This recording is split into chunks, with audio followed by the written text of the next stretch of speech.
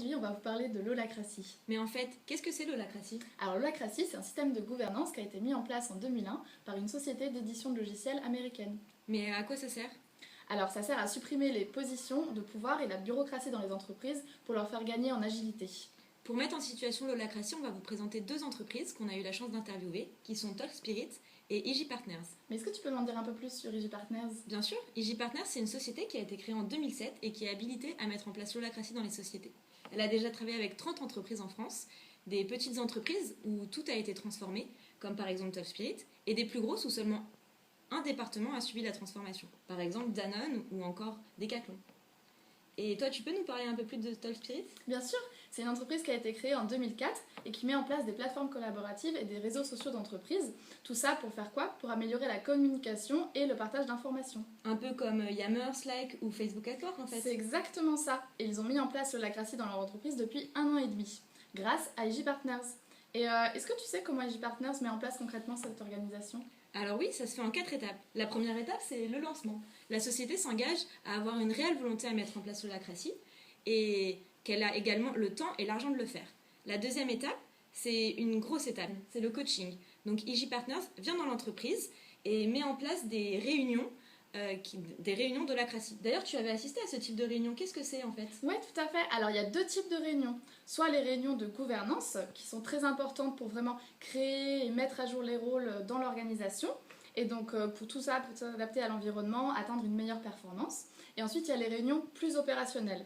Dans celles-ci, les gens se réunissent pour faire différents états des différents cercles de l'entreprise. Ces différents cercles étant en fonction des problématiques et des projets de l'entreprise.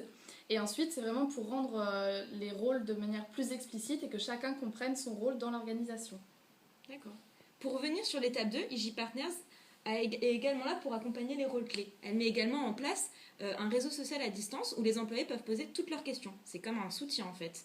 L'étape 3, avant de partir, EG Partners met en place des formations plus poussées pour les futurs facilitateurs qui seront des relais dans l'entreprise. À distance, EG Partners analyse également les comptes rendus de ces facilitateurs et regarde comment se passe le changement. Et pour terminer, l'étape 4, la société conseil fait un bilan de l'holacratie, du changement, et parfois des interventions ponctuelles si c'est nécessaire. Mais tout ça, ça prend combien de temps? Ça prend environ 4 à 6 mois pour que la société soit totalement autonome dans l'holacratie. Mais qu'est-ce que ça apporte en fait concrètement l'holacratie? Alors il y a 4 apports de l'holacratie, notamment une structure organisationnelle simple, claire, explicite et vraiment agile. Et on n'a plus d'organigramme figé. Et donc on va avoir un logiciel où on a tous les rôles qui sont indiqués et chacun peut voir les rôles des autres et le leur. On a également ensuite une gouvernance qui est alignée avec la raison d'être de l'entreprise, son identité et ce qu'elle veut apporter. Ensuite, ça rend obsolète tout ce qui est jeu politique et lien de subordination. C'est vraiment chacun manage son travail et non plus une personne. Donc on va dissocier les rôles des compétences de chacun. Ensuite, ça apporte vraiment l'autonomie à chacun et ça leur permet de s'exprimer dans leur rôle. Et donc ils vont être leaders sur leur rôle, sur leur travail et suiveurs dans le rôle des autres. Mais en fait, sur TalkSpirit, concrètement, ça a apporté quoi de mettre en place l'holacratie? Alors ils sont passés d'une structure pyramidale à vraiment la structure de cercle typique de l'holacratie.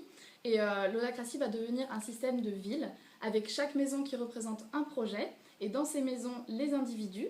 Ces individus sont donc les personnes présentes dans l'entreprise et donc vraiment par rapport à la maison, ils vont avoir leur autonomie, ils gèrent leur propre maison, leur propre projet et bien sûr, ils restent eux-mêmes puisque chez soi, il est bien connu qu'on reste nous-mêmes et qu'on ne joue pas un rôle ou une fonction de l'entreprise. J'aime bien cet exemple de maison, c'est vraiment très clair. Et les difficultés de la mise en place de l'holacratie, c'est quoi? Alors c'est vraiment la mise en place du changement. Donc il y a deux types de changements, notamment sur les managers qui ne vont plus vraiment jouer de rôle de manager puisqu'ils sont comme tout le monde au même niveau dans l'entreprise. Et donc il faut qu'ils comprennent que c'est vraiment pour se réépanouir dans leur zone de talent, dans leur zone de compétences. Mais ça, c'est pas le plus dur à mettre en place. Le plus dur à mettre en place, c'est l'autre changement. C'est le manager qui a vraiment l'habitude qu'on traite ses problèmes et qui doit cesser d'être un employé lambda. Il doit vraiment prendre en charge ses projets et pour lui, c'est difficile de devenir leader dans ses rôles et d'être son propre chef. D'accord. On vous remercie et maintenant que vous avez toutes les clés en main, à vous de vous lancer dans l'holacratie.